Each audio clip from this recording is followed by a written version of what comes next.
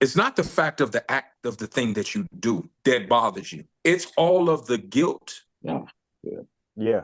No doubt. Y'all get me? No doubt. And all of the persecution, not so much from other people. Right. From yourself. From you. That you deal with Yes. Listen, that's what I be trying to explain to people when I tell them, man, I don't want to fight with me. Right. I can deal with you a little bit, because I can fan you off or walk away from your conversation. Right. But I can't walk away from me when I'm trying to set me up and me is getting on me about a decision.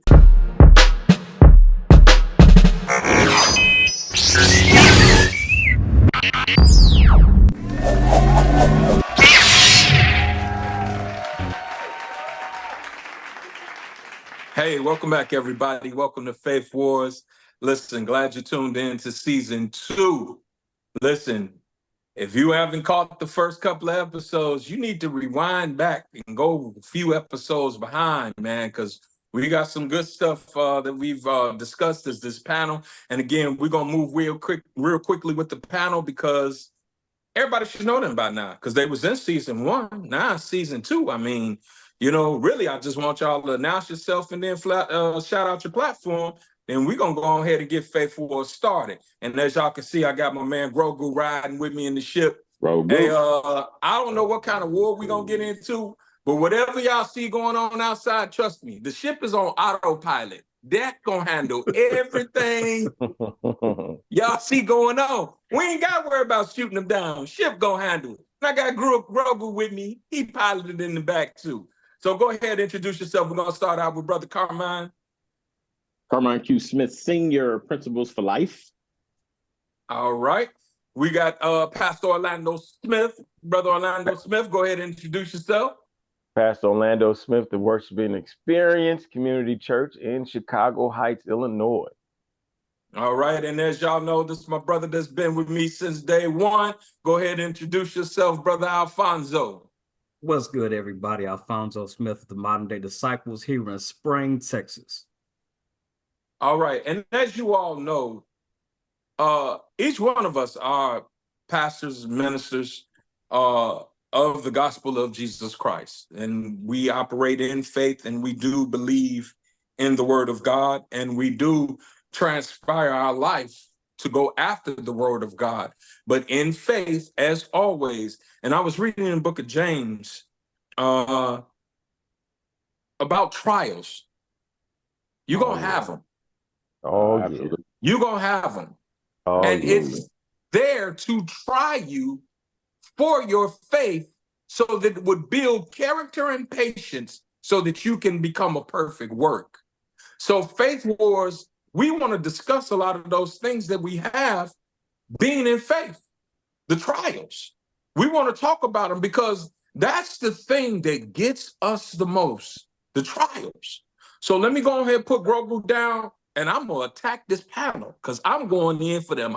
Listen, I like to bring out the things so that people can hear the true struggles and the real. See, sometimes with church folks, we like to cover things up and act like, real stuff don't exist. Like you don't have real life battles and real things that attack you with your character. They attack your home. They attack your spouses, your children. You understand? Like, and Christians like to act like, we blessed and highly favored and we don't go through none of that. So let me put him down, and we're going to go ahead and discuss, because this is season 2, the Jesus edition. So this got to be real talk. This got to be real talk. And I'm shooting this at the panel, man. What trials? What was the trial that almost made you throw in the towel and say, you know what? I'm done with trying to be good. I'm done with trying to work things out. I'm done with trying to live my life holy. I want to know where is it that you were saying that was the punch that almost knocked me literally out the ring and caused me to just go on back to where I came from without even second guessing it. But then something happened that turned you around to say, you can't do that. Talk to me, y'all. Come on, y'all with me? Y'all feel me on that one? Oh yeah. Y'all with me, Tanner? We here. Let's go. I saw some eyes when I said it. Like, hey, so let's talk about it, man, and be transparent, be real. Let's talk. Go ahead. Anyone, y'all just take it where you get in. Listen, man, I can go down a list. I got a resume. Right. So, on that one. Right. You know what? I'm gonna be 100. I'm gonna tell y'all one that really almost took me out. Imagine publicly, which some of you can identify, going through a divorce and pastoring the church at the same time, and just a lot of this stuff it's funny. A lot of the things that really, really, really affected me was during the time of the death of our father, and doing all that at the same time. And one of the biggest things that came under attack for me is something that we really don't talk about, especially as men, because we walk around with a kind of machismo disposition, was my confidence. My confidence really got affected. My confidence really got affected. I got sick. COVID, Bell's palsy. So if anybody's familiar with Bell's palsy, half of your face droops because the muscles kind of give out. So it kind of make you look like Sloth off the Goonies. So here I am. Remember them too. Right. Right. You know what I'm saying? So here I am going through a public, what I feel is a public humiliation, disfigurement, and it just seemed like everything was going wrong at the time, and I lost confidence in myself. I lost confidence in the hope of Yeshua. I lost confidence in faith. I no longer had faith, and it put me in a really, really dark place. And it was really difficult for me to pull on heavenly things. And it's funny because Proverbs 13:12 says, hope deferred maketh the heart sick, right? So I'm praying and I'm hoping for some things to change. And the longer that they extend, the longer I'm in this disposition, the further down I get, the deeper I get into this depressed mentality, up to the point where I didn't even want people to see me. I had stopped ministering. I had stopped doing stuff because I felt disfigured.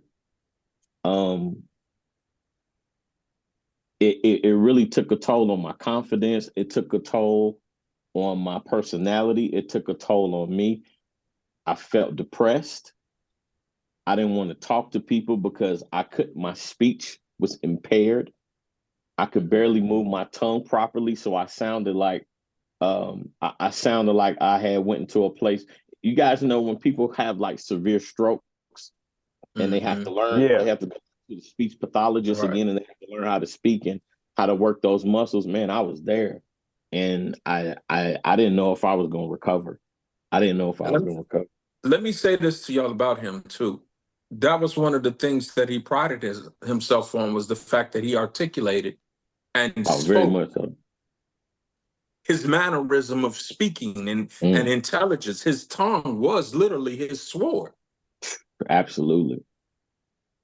And I was so swordless. For that to be, and that's the part I love to hear from you, because when the enemy attacks you, he don't attack you where it's assault. You understand? Like, I don't know if y'all, when he shoots his target, it's not to damage this little area. That no, he goes for the main frame. He's attacking what's going to take you out. Right. Not a couple of little things that okay, I can look. No, when the enemy comes and attacks, he's looking to destroy you. Absolutely. Clearly, and he's going to attack the very thing that you key yourself, like you said, in the confidence of, especially in your faith. Go ahead, Pastor Orlando. I see you sit up for this one. Yeah. Well, for me, I keep my towel with me all the time to throw in, so I'll be ready. I'm ready 24/7 to throw my towel in. It's kind of mind-boggling how, as a pastor, a single pastor, how difficult it is for me. And that challenges me on a regular basis. So be real, man. Do the women throw themselves at you, Pastor? No, they do not. They do not. I don't know where that came from. I've heard that they be lined up when I come out the pulpit, and I wherever they lined up at, they don't be around me at all. They seem to run the opposite direction, and it is funny. But the part that is stressing is everywhere I go after I speak or whatever, all of the other pastors, the first thing they say to me is, "Oh, where your wife at? Where your wife, Pastor Smith? Let me see your wife, man. What?" And then when they gather around for pictures, everybody gathered around with their wife, and here's old single, low, lonely Smitty Right. in the picture by himself. And it becomes very challenging. It really does. I get to the point where when I come out, I don't even want to go and sit around the other pastors because I don't want to talk to them and then their wives and smile. I don't want to be a part of that. It's like I feel ostracized. Like I really, I don't. Man.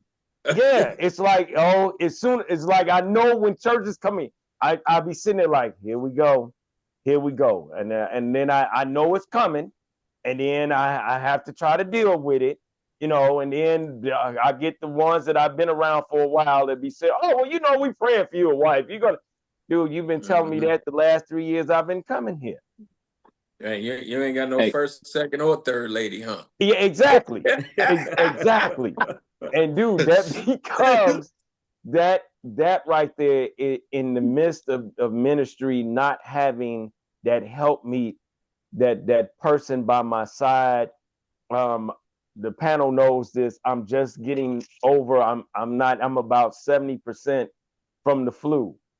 And last week I was in the house by myself alone. I had nobody to make me soup. I had nobody to check my fever. I had it was just me and the dog.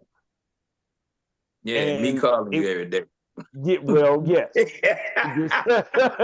But checking in on me versus somebody coming there putting their hand on my head saying, man, you really hot. Like, yeah, I ain't gonna do that, brother. Yeah, I know. Exactly. You know what I'm saying? I ain't gonna rub no Vicks vapor on your chest. Yeah, none of the compassionate elements that a woman brings to the table, not having that. And then I sit there and like Carmine said, then I start thinking, Lord, what am I doing? Right. Like, really, what am I really doing in this? You know what I'm saying? I'm in this, I'm fighting this battle by myself. And where is the help me? I mean, y'all can see me on camera. It's not like I'm a bad looking guy, not like I'm not very charismatic. And then it's just that at this point of season, I am without entertaining someone to be my help me, and it is bothersome, and it gets me to the point where yes, I pick this towel up on a regular basis to throw it in and say I'm done.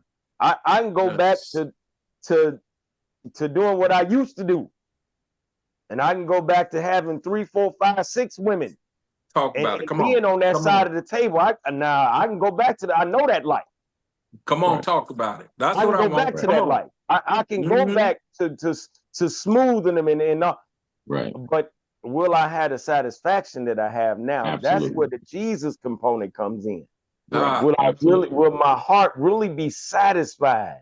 That's the war. Come on. Will it really be? Come on. And that you're right. That is the tug of war. Yeah. Do I go back to familiar life without Christ centered, or do I stay where Christ is centered and just endure like they had to do in the world? Let me ask a question. I want to ask a question. It's a real question though. Based off of where I was at, it took me a long time to even sincerely kind of get back into it, because there was a piece that I didn't talk about, right? The piece that I never talked to people about is I felt like a failure. I felt like I failed my family. I felt like I failed my church. And I felt like I failed my God. And it took me a long time to even build confidence back up to start engaging back in that area, in those areas. How did divorce affect you in those areas with moving forth, even with your with where you are with him right now? And before you answer that, let me say this, because you just hit where I was headed to. The fact, it's not the fact of the act of the thing that you do that bothers you. It's all of the guilt. Yeah. Yeah, no doubt. Y'all getting me? For No real. doubt. And all of the for real. persecution, not so much from other people, Right. From yourself. From you. that you deal with. Yeah. Yes. Bruh. Listen, that's what I be trying to explain to people when I tell them, man, I don't want to fight with me. Right. I can deal with you a little bit, you know, because I can fan you off or walk away from your conversation. Right. But I can't walk away from me when I'm trying to set me up and me is getting on me about a decision.